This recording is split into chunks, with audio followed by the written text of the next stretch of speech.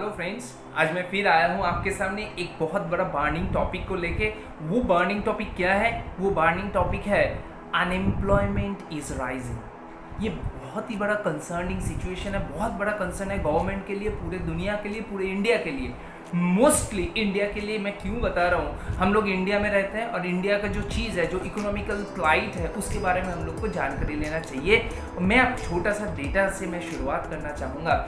जो फरवरी 2021 में 6.9 हो चुका है ऑलरेडी अनएम्प्लॉयमेंट रेट, जो कि जनवरी में 6.53 था। It's already increasing, it's day by day it's increasing. मैं एक डेटा यहाँ पे कहना चाहूँगा, टोटल ओवरऑल इंडिया का अनएम्प्लॉयमेंट रेट है 12.6%। और वही चीज़ मैं अगर अर्बन एंड रूरल एरिया में देखूँ, रूरल एरिया में है 11.3 एंड अर्बन एरिया में है 15.3%। सो हम लोग को पता चल रहा है कि अर्बन एरिया में बहुत ज़्यादा अनएम्प्लॉयमेंसी बढ़ रहा है, साथ ही साथ रूरल में भी बढ़ रहा है। जो कि बिलो 3% होना चाहिए था, वो मोर देन 11 और कहीं पे मोर देन 14% परसिस्ट कर रहा है। अभी मैं अगर कुछ बुलेट पॉइंट्स कहूँगा कि व्हाट आर द टॉपिक्स और what are the types, rather जो टाइप्स है अनएम्प्लॉयमेंट के, मैं इसको चार पॉइंट्स में सेग्रीगेट किया हूँ। सबसे पहला वाला जो है that is frictional unemployment. What is frictional unemployment? बहुत सारे लोग हैं, कंपनी जंप करते हैं, एक कंपनी से दूसरा company with in the industry, but company change करते हैं। ऐसे करते करते उसको अनएम्प्लॉयमेंट का फेस करना पड़ता है, unemployment. So that is frictional unemployment. Second क्या है? Structural unemployment. बहुत जगह में स्ट्रक्चर के डर्ट ऑफ स्ट्रक्चर रहता है, बहुत ज़्यादा स्ट्रक्चर बहुत एरिया में वो अवेलेबल नहीं है। बहुत सारे कंपनीज को पर्टिकुलर स्ट्रक्चर वो आइदर उसको डिसॉल्व कर दिया जाता है, वही पर्टिकुलर स्ट्रक्चर को, वही स्ट्रीम को, वही वर्टिकल को, या बहुत सारे क्या होते हैं कि उस स्ट्रक्चर को, वो जो स्ट्रीम में पढ़ाई किया है उस पर्टिकुलर स्ट्रक्चर का कुछ है ही नहीं। सो इसके चलते क्या होता है, स्ट्रक्चरल जो अनएम्प्लॉयमेंट है वहाँ पे वो बिलोंग करता है, परसिस्ट करता है। सेकेंड है सीजनल। ये हम लोग को बहुत सारे पता है, सीजनल बहुत सारे बिजनेसेस है, बहुत सारे बूम्स होते हैं, बहुत सारे इंडस्ट्री, जैसे में फार्मिंग इंडस्ट्री हो गया, टूरिज्म इंडस्ट्री हो गए। इसके अलावा आपके फॉरेन टूर्स एंड ट्रैवल्स का जो होता है, ये सब में बहुत ज़्यादा सीजनल रहता है। टूरिज्म का मैं जो बता रहा हूँ, टूरिज्म का जो इंडस्ट्री, ये सब सीजनल है, सीजन के साथ साथ ये बढ़ता है, फिर ये घटता है। और एक है क्या? बिजनेस साइक्लिकल जो अनएम्प्लॉयमेंट है। साइकिल, एक बिजनेस का साइकिल रहता है, कभी भी पीक में रहता है, कभी रिसेशन आता है। ये जो साइकिल रहता है, पीक में जाके बहुत ज़्यादा एम्प्लॉयमेंट आता है, फिर रिसेशन में आके बहुत कम है।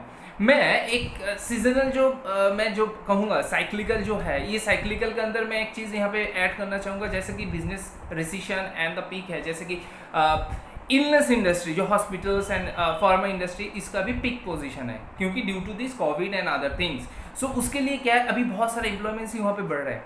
लेकिन यहाँ पे भी एक कंसर्न है, और ये कंसर्न बहुत ही ज़्यादा है।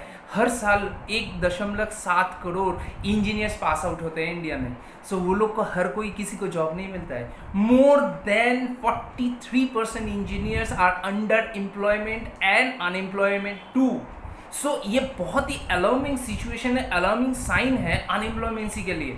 साथ ही साथ अगर मैं एक डेटा का जिक्र करता हूँ, जो कि CMIE से डिस्ट्रीब्यूट किया गया है, वहाँ से पब्लिश किया गया है, वहाँ पे बोल रहा है कि जो doctors fraternity among the MBBS sphere, वहाँ पे अप टू 30% अनएम्प्लॉयमेंट है, अनएम्प्लॉयड है 30%, and among the nurses 20% are unemployed. So ये बहुत ही अलार्मिंग सिचुएशन है।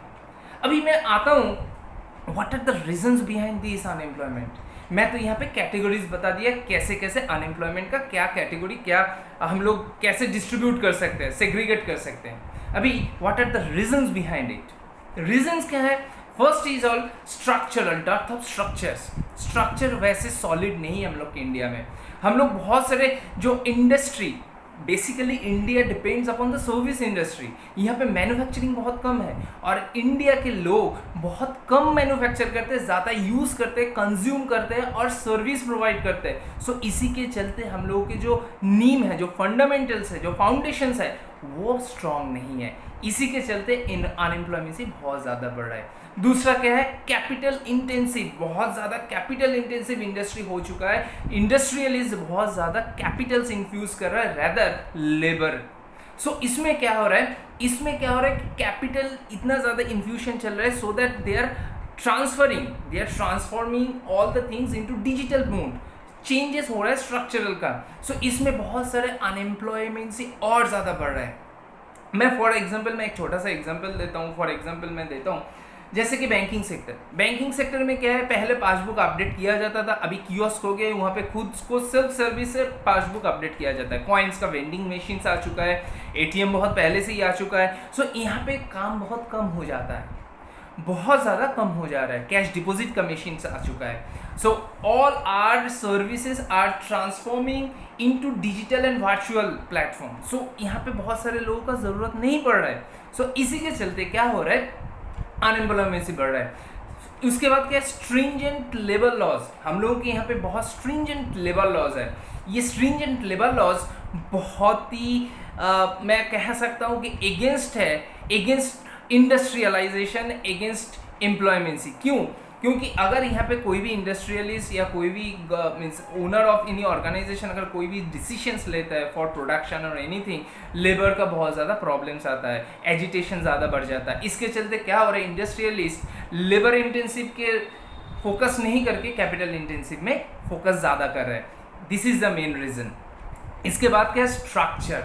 हम लोगों के पास स्ट्रक्चर्स नहीं, इंफ्रास्ट्रक्चर जो महत्व, roads, railways and shipping, ports इतने ज़्यादा हम लोग के डेवलप नहीं है। इसके चलते वहाँ पे भी बहुत ज़्यादा इन्वेस्टर्स बाहर के दुनिया से यहाँ पे इन्वेस्टमेंट नहीं करते हैं। साथ ही साथ और भी पॉलिटिकल एंड सोशल बहुत सारे डिटरेंस है जो यहाँ पे क्रिएट करता है सिचुएशन, जो नेगेटिव इम्पैक्ट क्रिएट करता है for industrialist and foreign investors. So these are the few reasons मैं यहाँ पे कोशिश की आप लोगों को शेयर करने के लिए। These are the few reasons unemploymency. अभी इसका सॉल्यूशन क्या है? सॉल्यूशन यहाँ पे ऑलरेडी CMIE की तरफ से, सेंट्रल गवर्नमेंट की तरफ से ये ऑलरेडी पब्लिश कर दिया गया है कि अभी जो इंडस्ट्रियलाइजेशन होने वाला है, जो इंडस्ट्रियलाइजेशन के ऊपर फोकस किया जा रहा है, वो that should be labour intensive rather capital intensive. Labour intensive होना चाहिए सो दैट कि ज़्यादा से ज़्यादा वहाँ पे एम्प्लॉयमेंसी बढ़े, पहला।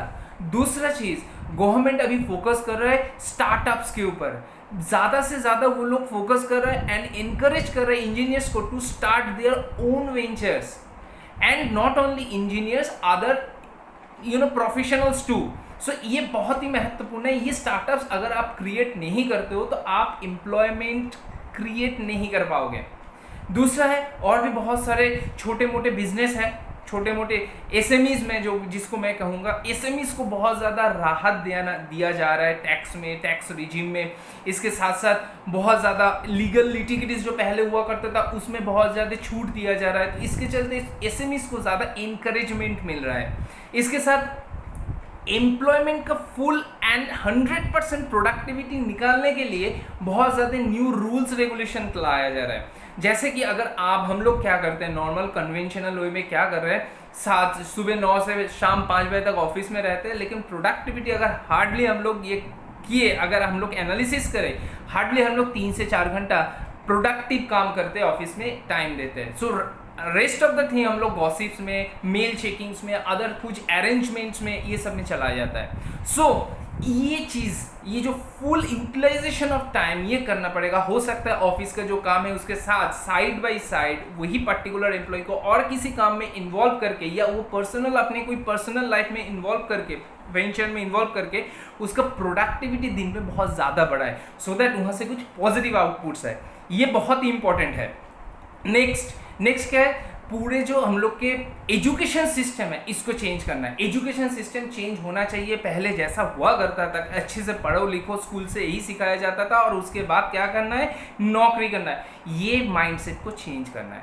इस माइंडसेट को चेंज करके अभी you need to start up, how to encourage to build your own business, इसमें ज़्यादा फोकस किया जा रहा है। और इसी के चलते already Jaipur university and Delhi university में ऑलरेडी बहुत सारे न्यू कोर्सेज इम्प्लीमेंट किया गया है इन MBA कोर्सेज।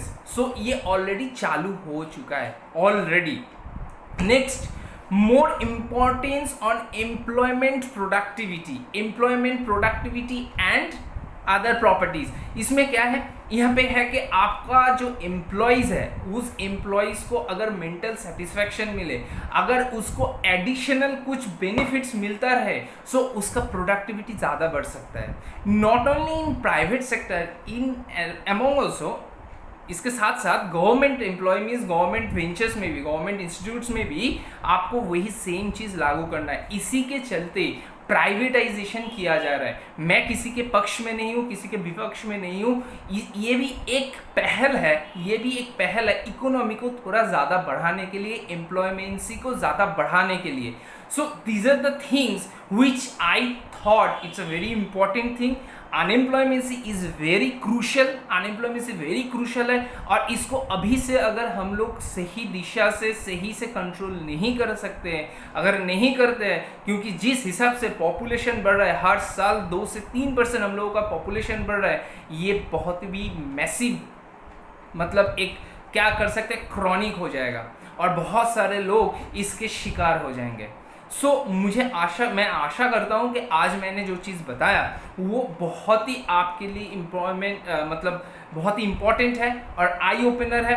आप लोग अपने फ्यूचर के लिए कुछ नया इनिशिएटिव ले, सो दैट ये ऐसा सिचुएशन आपके फ्यूचर जनरेशन के लिए ना आए, क्योंकि हम लोग के बहुत सारे फ्यूचर जनरेशन है, हम लोग के जो सपने हैं वो क्या सपने हैं, हम लोग के जो नेक्स्ट जनरेशन है, हम लोग क्या कर रहे हैं, उनको भी स्कूल में अच्छा शिक्षा दे रहे हैं, और हम लोग का यही एक्सपेक्टेशन है वो जब आके अपना स्टडी कंप्लीट करके जब जॉब के फील्ड में आए या कुछ भी करे, वहाँ पे वो सक्सेस पाए। लेकिन आज से 15-20 साल बाद वो अवेलेबल नहीं रहेगा, तब स्टार्टअप्स की बहुत ज़्यादा मतलब क्या बोलेंगे, उस टाइम उसी की मार्केट होगा स्टार्टअप्स के, वहाँ पे हर लोग स्टार्टअप्स की बात करेंगे। अगर अभी से फाउंडेशन वैसे हम लोग क्रिएट करें तो उस सिचुएशन में हम लोग जाके सक्सेस मिल सकता है। तो अभी से हम लोग के फ्यूचर जो जनरेशन है उसके लिए हम लोग को स्टार्टअप्स के ऊपर कंसंट्रेट करना पड़ेगा, खुद के ओन वेंचर्स को स्टार्ट करना पड़ेंगे, सो दैट हम लोग के फ्यूचर जनरेशन ये ना कहे कि आप लोग मेरे लिए कुछ फ्यूचर प्लानिंग नहीं किए थे। तो प्रोएक्टिव बन के ऐसा डिसीजन ले, ऐसा फॉर्मेट को फॉलो करे, सो दैट हम लोग के फ्यूचर जनरेशन हम लोगों को ज़रूर बोले, अप्रिशिएट करे जब वो लोग करियर स्टार्ट करें। सो आज के लिए इतना ही। मुझे लगता है कि मैं बहुत आज एक क्रूशियल पॉइंट को लेके आपके सामने बहुत अच्छा करके मैं आपके सामने प्रेजेंट किया हूँ, और नेक्स्ट फिर से मैं आऊँगा और भी कुछ नया टॉपिक लेके, बर्निंग टॉपिक लेके। मुझे लगा कि ये टॉपिक आप लोगों से शेयर करना है। ऑब्वियसली अगर आपको अच्छा लगे तो ज़रूर सब्सक्राइब करिएगा। आज के लिए इतना ही, फिर मिलेंगे फिर नया कुछ टॉपिक के साथ। आज के लिए इतना ही, बाय।